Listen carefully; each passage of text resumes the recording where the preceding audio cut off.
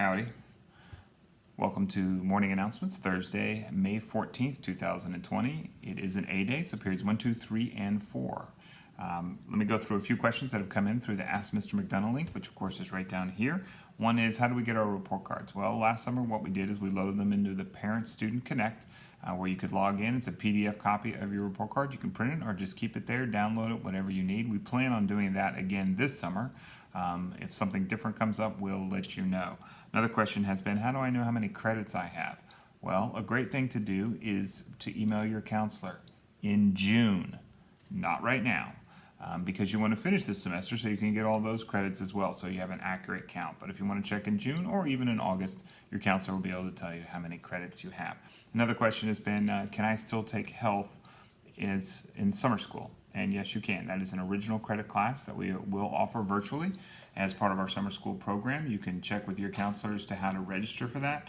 You can also check with Miss Mulette, M-U-L-E-T. She's on our website, and she handles summer school registration, so she'll be able to tell you what that process looks like as well. Otherwise, those are the first part of our morning announcements. It is Thursday, so let me go ahead and turn it over to our investigative journalist and get the latest to see what he's been up to. Thank you, Michael. Scoop McGee here in part 3 of a 23 #Prime segment investigative story on what's going on in your neighborhood. And as I travel around the city, what I find very often are different signs telling me different things. This one, for instance, one arrow going right, one arrow going left. What exactly does that mean, and which way should I go? Is there a prize at one end and a sucker punch in the other? Plus, additionally, it's a line. Lines go on forever. Am I to believe that the city has constructed this road to go on forever? I think they should have a ray there or a segment. Let's clean it up, city. That's the kind of things that Scoop McGee's about, making sure our signs are accurate. Let's see what else we've learned out here on the streets. As we continue to investigate and learn more about what's happening in the signs around this town, what we found is this one right here. No parking, no stopping, no standing. Exactly what are we trying to regulate around here? I'm stopped, and I'm certainly bipedal, which means I'm standing. We've got to get to the bottom of this, and I'm going to keep moving till I get you the answers. That's what Scoop says. In our effort to continue to solve mysteries, we must first find them. And as we were strolling along Houston today, we came across this boat. And it led me to the same question that you have right now. Scoop, there's the boat, but where's the water? Who took it? Where'd it go, and who's selling it to make a profit? Those are the kind of answers that we're committed to get you. That lay in front of us, we found over this fence, that little area over there. It used to be a pool. Then he filled it with dirt. What's he hiding under there? And what happened to the water? We need to find the answers, no matter how scary they may be. You know you can count on me. Scoop McGee. Maybe a comment from the city. We've been unlucky at the other offices, so we're trying this new one. Let's see if we can't get a response. Excuse me, do you have a comment for the Bellaire morning announcements regarding a lot of the missing items here around the city? Still no answer. We'll keep pushing this story because we know what you know that you need to know.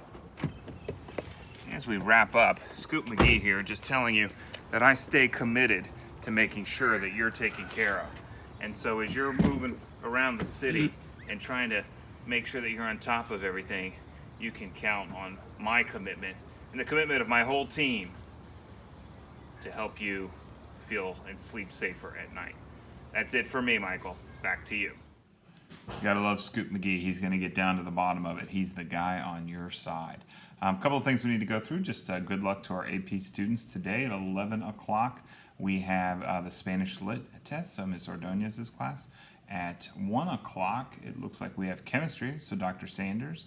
And then at 3 o'clock, I believe that we have physics 1. So the physics class with Ms. Chopra. So good luck to all of those 3 terrific teachers, so those kids are prepared, but we wish you luck. Finally, what I would say is one of the questions that came in was about, keep hearing about Bird Keepers and Booster Club. What is that all about? That's all you talked about for a while in the announcements. Well, what I will tell you is first about the Bird Keepers. The Bird Keepers were founded in 1958, so they've been around 62 years, 1958 by Ralph Coatsworth. And thus the reason this little guy here is named Ralphie. And so they were founded, they protect the bird. They are leaders on campus that help out in the pep rallies. They carry the bird to and from games. They protect them so that nobody tries to steal them. They lift them up after we score touchdowns and points and things like that. So they're a big part of the spirit. They really lead the student section. The other group is the Booster Club, which is and the bird keepers wear blue denim jackets. So you'll see those very often. There are 8 bird keepers every year. And then the Booster Club, they are in white denim jackets. And they handle a lot of the spirit sticks, the pep rallies. They help out with themes. In terms of at the football games, like if we're wearing all black or Hawaiian themes, spaceship, cowboys, aliens, whatever it may look like. They'll come up with a lot of those. Both of them are elected positions. The Booster Club usually ranges from 10 to 12 girls.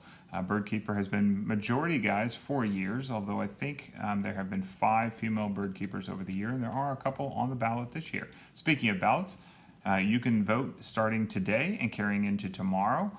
Through Naviance, everyone allowed 1 single vote, but it's a chance for you to vote for them. 2 junior Booster Club girls, and then I believe 8 senior Booster Club girls, and then 8 bird keepers. So a lot of spirit, great opportunity for leadership, a great opportunity for you to learn more about the school. So I'm glad that question was asked. Perfect timing. With that, though, it looks like those are our morning announcements. I want to go ahead and remind you to keep your physical distance, but make sure that you're not being socially distant. Stay connected. Also, continue to wash your hands for at least 20 seconds a day. Seniors, check that senior survey. You want to be ready for checkout, which is next week, and you've got to have that completed. Otherwise, those are our morning announcements. Thank you, and enjoy the day. Scoop McGee here with some bonus coverage. It's a Wednesday and we were driving down this street and past a local school, and what we found was this sign right here, but we saw no principal. Who's running the school around here? Who's making sure everything stays on time? Stay tuned.